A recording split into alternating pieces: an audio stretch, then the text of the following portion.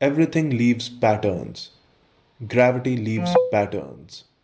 Evolution leaves patterns. Disease leaves patterns. We understand the world by studying and recognizing these patterns. But God, the most powerful being ever imagined, leaves none, no measurable trace. If something interacts with reality, it should leave something behind. For example, we understand evolution by studying the fossils of plants and animals. So the question is simple: why don't we find any patterns related to God? Let's try to understand how the idea of God may have been originated.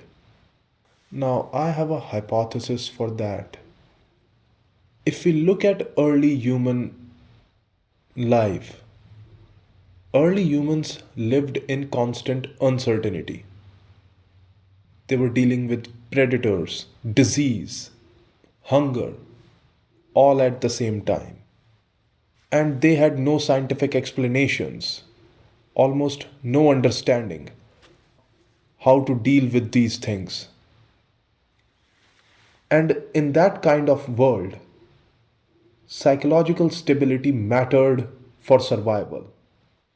Like, if you face tremendous uncertainty, your mind would naturally panic in that situation.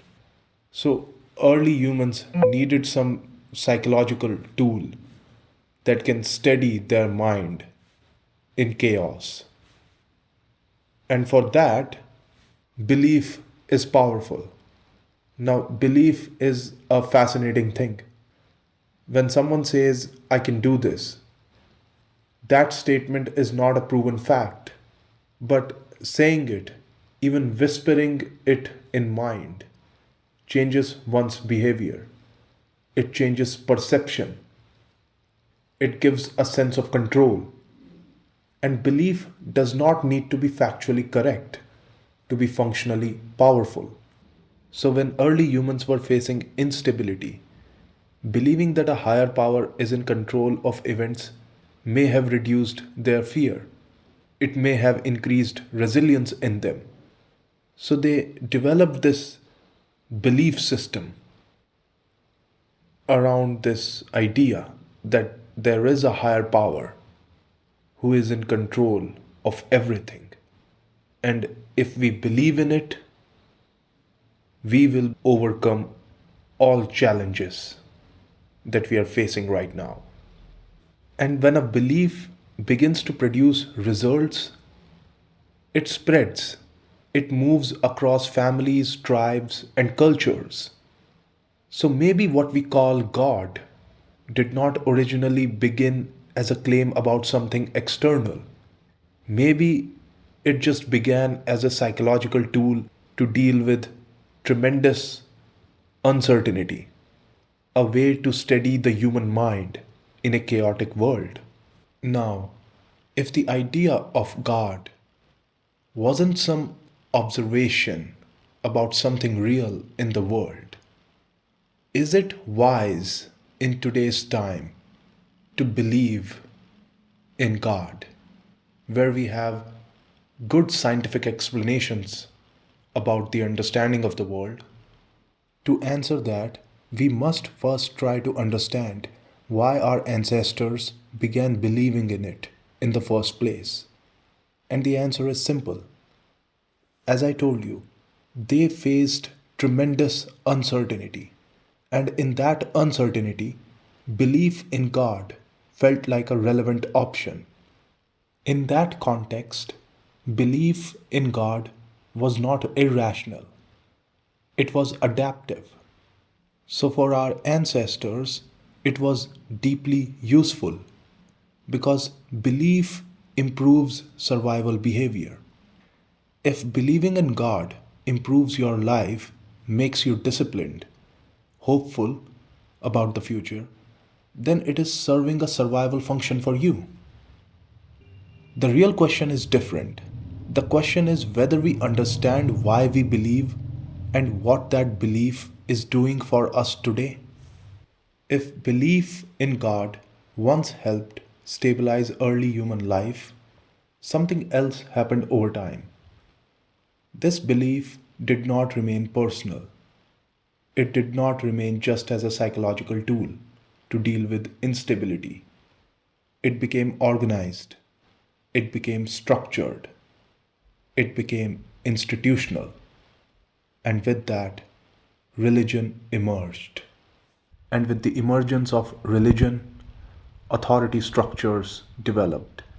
Rituals were formalized. Powers were concentrated. And when any belief system becomes institutionalized at scale, it begins to carry incentives, incentives for influence, incentives for control. And at that point, belief is no longer only about psychological stability, it becomes intertwined with politics, identity, and power. And when belief becomes unquestionable, exploitation becomes possible. And something that once improved survival behavior can begin to create division, conflict, and manipulation. If today religion has become exploitative or manipulative, I do not believe that simply removing religion is the solution. Because removing religion does not remove belief, it only removes one form of belief. If we weaken religion without replacing its psychological function, we do not get rational humans, we get confusion.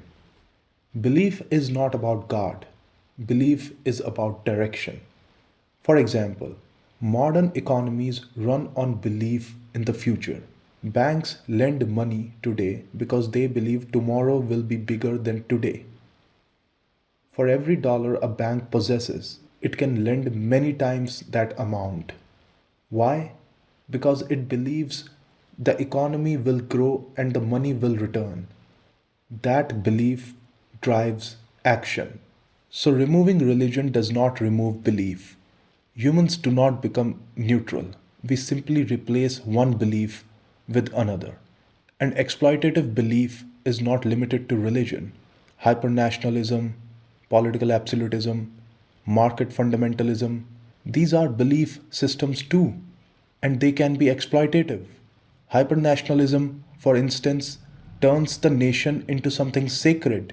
It demands loyalty, ritual, moral obedience. Structurally, that resembles religion, even if it calls itself secular. So, belief that improves survival behavior is useful. It makes us adaptive. And we can consciously design such beliefs, like modern economies do when they build systems based on belief in the future. That is adaptive, that is progression. But the belief that discourages questioning, that is the belief we must be careful about.